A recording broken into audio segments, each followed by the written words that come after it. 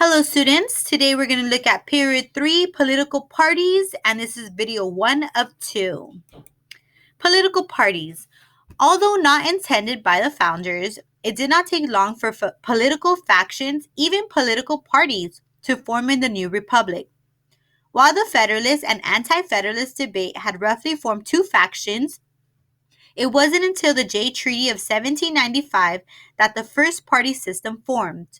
The treaty itself was an agreement between the U.S. and Great Britain to settle lingering disputes from the Treaty of Paris in 1783.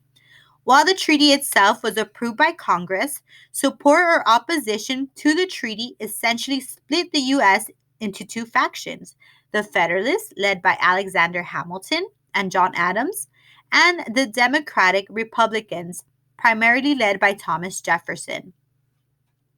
Those who supported the treaty, the Federalists, were delighted to see peaceful commercial ties with Great Britain, as many Federalists favored trade and commerce. Democratic Republicans, however, were appalled to see closer ties with their monarchical, aristocratic opponents, particularly regarding trade.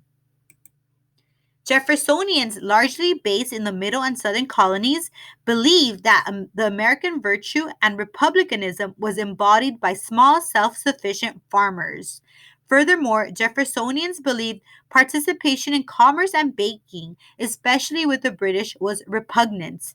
Federalists, on the other hand, believed in commerce and trade, as most Federalists lived in New England or port cities, all areas dependent on foreign trade.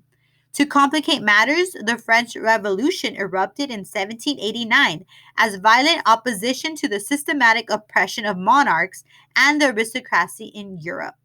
While most Americans initially supported the French Revolution, the Reign of Terror, beginning around 1792, and the bloodshed associated with it quickly turned the stomachs and attitudes of the Federalists against France.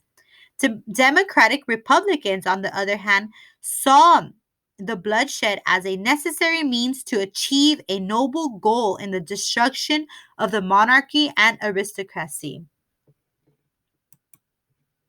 Democratic Republicans were happy to see the United States had inspired revolutions elsewhere and intended to support these movements as sister republics. Soon following the American Revolution, the French revolted in 1789, the Haitians against the French imperial authority in 1792, as well as Latin American revolutions in the 1820s and 30s. Democratic Republicans also tended to support nationalist liberal movements in Ireland and were generally open to the large amounts of French and Irish immigrants in the 1790s. The Federalists, however, had a much more pessimistic outlook. Federalists saw these radicals as potential disruptors and troublemakers. As such, the Federalists attempted to pass several pieces of legislation so as to maintain what they saw as order in the United States.